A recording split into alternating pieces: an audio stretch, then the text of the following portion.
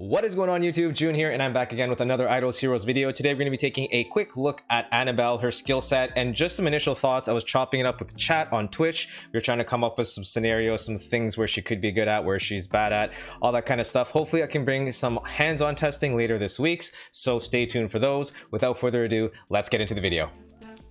Got that Joon, got the Joon, got that Joon, got the Joon.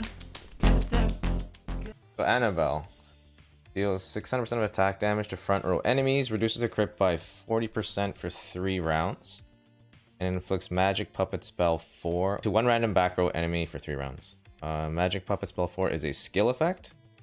During its validity period, the active skill of heroes inflicted with magic puppet spell will be forcibly changed to deals 1% of attack damage to 3 enemies with the lowest HP, and restores their HP equal to 1200% of attack. Interesting. It is unstackable and ineffective to bosses. Oh. Up to 1 enemy per round can be inflicted with magic puppet spell. Her passive skill is 40% HP, damage reduction to 24, control immunity. Oh, damn. They gave her DR and CI? That's pretty fire. Dude, when was the last time we had that? I can't remember the last time we had DR and control immunity. That's pretty impressive. And HP, so she'll be tanky. That's pretty dope as a support hero. Shit. Yo, Mim. Mim is actually the first. Yo, look at this. This is fucking crazy stats. Imagine you just put Unreal Instinct on a random, like, not a random hero, but like just a hero, a modern hero. You just see these, you be like, what? Control immunity 100? DR 30? That's wild. Soul Mending, basic attack increases the attack of the ally with the highest attack for 30% for 2 rounds. Okay, so an attack buff that lasts technically 1 round, because she's probably gonna be super slow because she's a priest. And restores the ally with the lowest HP equal to 32% of max HP. So she has a heal.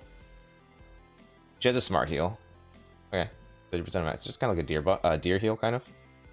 And then Remnant Weaving, passive skill. When Annabelle dies, she inflicts the enemy who kills her with Reinforcement Spell 4. Okay, that's that thing from earlier for 3 rounds. Both Reinforcement Spell and... Oh, wait. No? Magic Puppet Spell? Give me inflicted in 1 round. Wait, what's this one? The Puppet is the active. The Reinforcement is the death trigger. During its validity period, the active skill of hero inflicting reinforcement spell will be forcibly changed. Oh, so same thing. 12%, 1200% heal, 1% attack. It is unstackable and ineffective to bosses. We know that already. Also, it cannot be stacked with magic. Yeah, okay, that makes sense. What's considered a boss? Void Arc, Broken Spaces, Healed Boss.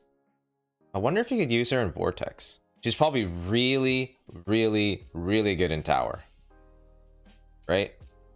And she'll probably help out a lot in actually Realm's Gate. Realm's Gate and Tower and maybe Vortex? I don't know. Vortex is... You ain't got space for this kind of shit, man. I like this idea that you are imposing a skill effect on the enemy that's kind of like a debuff that they can't get rid of, because you can't purify that, right? And they heal you. They forcibly heal you. Oh yeah, there's bosses in Realm's Gate too. The big fellas? Okay, so you can't. Interesting. So does that mean when you do an active, it's gonna target the ranged heroes if you did it in Sealand? I mean, who gives a shit about Sealand, right? Well, I guess Shadow Sealand is something people are using, so people are probably gonna try to use Annabelle there. So, but sometimes you can stack on the same hero twice, right? So let's say you go round 1 active Annabelle, round 2 like Iggy Feet or whatever, just Demon Bells or some shit, and then you do another active. But you could, you know, there's a 25% chance you hit the same target. Kind of useless. Although the front line would have pretty much no crit chance. It'd be minus 80% crit chance. And if you're running a carry, it's even worse. So there's like no synergy. There's not much synergy. There's like anti-synergy with heroes like carry. You want them to be doing actives, essentially, because that's when you're getting healed. So you're kind of relying on the enemy side. And I mean, the more and more I think about this, there's just like too many variables, man. A lot of things have to line up. These are the best case scenarios, right? You do an active in round 1. You do an active round 2. You don't double up on your puppets. They have actives up. Essentially, you do need to get her to do an active in round 1. That makes sense, right? You need her to do an active in round 1, Otherwise, what are you doing in round 2? She's slow as fuck. So she essentially will have to use a Demon Bell or be fed energy through an Ignis or other Demon Bells, right? You can't have her doing a basic in round 1. Then what? You're gonna wait till round round 2 active, round 3, round 4. You're gonna have to wait till round 5 till you get a heal. The game's over, dog. Like, you have to get her to apply her magic puppet spell to at least hit one of the enemies. Reducing SFX is active to 1% sounds nasty. Yeah, that does sound nasty, but it's random. But people put SFX as backline. Again, like Volante said, in theory, there's like some cool things happening, but in practice, I don't know, man. Puts a lot of pressure on a hero that's not really doing too much when it comes to like damaging the enemy. 30% boost on your highest attack is like, that's whatever, bro. That's negligible almost. Restoring one hero, I mean, it's not even a heal over time, right? It's just like a one-time heal. I don't know, but I think her honestly, like one of the most exciting things is DR and control immunity. That's just wild, especially on non-transcendent heroes, right? Having these passives is really important because transcendent heroes, you can use the imprints, right? You can give them DR, you can give them control immunity, you can do whatever the hell you want. But these non-transcendent heroes, you just like, it's just out the box like what you get. And we always just either have control immunity and they're just like, you have to put crown on them, or they have DR and then you're screwed. You're just getting controlled and shit. So it's nice to see. Like, when was the last hero that had this? I can't even remember. That's true. That's true. Let's go. That's really true. Shit, where else is that true? Oh, I didn't think about that. That's right. They don't really have too much attack. It's all holy damage now. Yeah, that doesn't sound good at all. That doesn't sound good at all. Yeah, so the heroes, since the Vortex nerf, right? All enemies have low attack and high holy damage. But yeah, if it plays out where the damage is still coming through and that 1% doesn't mean anything, you're right. It's only going to be useful in places like Sealand and PvP. And I don't know how Realms Gate is coded. I don't know if Realms Gate has high attack still. Does Tix work in Realms Gate?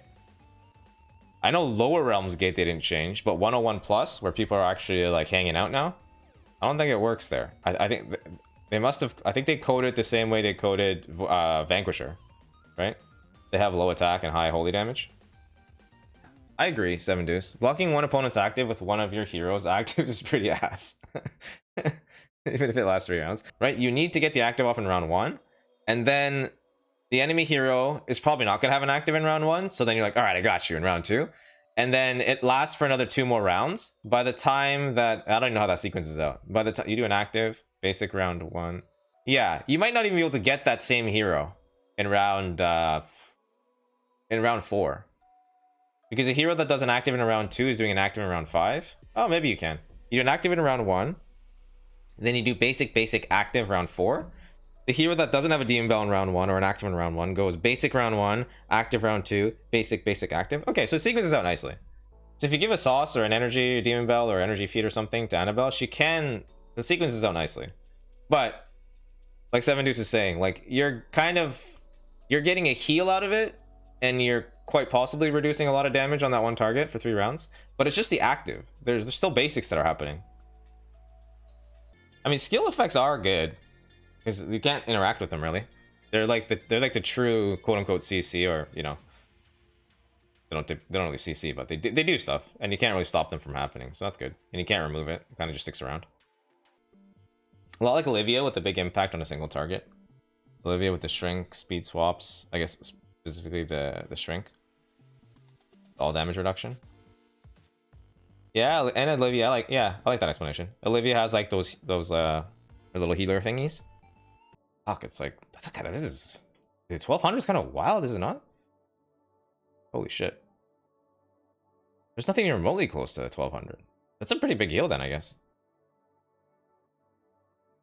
This is the highest in the game, right? 800 on a one shot.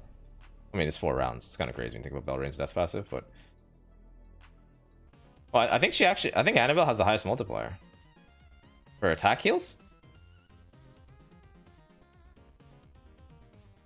right?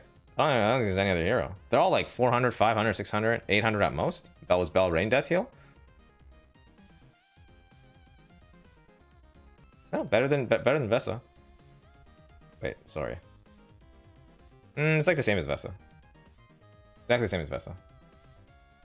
But yeah, it's like a Vesa active. That's pretty fucking good though. Vesa heals a lot, right? I mean, obviously Vesa has shields, which is why she's amazing, but her heal, you see her healing like pretty damn well. So it would essentially be a Vesa active to 3 team members, which is better, right? Because, well, no, it's not better. Why am I comparing her to fucking? She's not better than Vesa. Vesa's broken, but the heal, specifically the heal, it's like you're getting like half of Fairy Queen Vesa's active on your team once you shrink the enemy and they do an active. And it's only your 3 lowest. I don't know, man.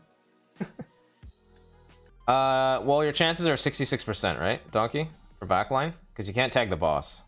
So like, okay, so the most important thing is like, does this shit just fizzle?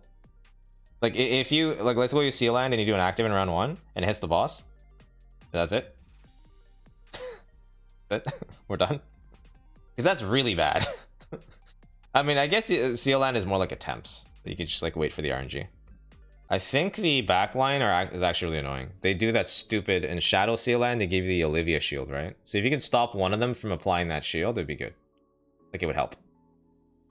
But you know, 33% of the time you're hitting the boss, and it's just like, good job. She dies, hits the boss, good job. You suck. She does something unique, right? But is that something that's unique actually benefit the meta as a whole, like anywhere, or even specifically?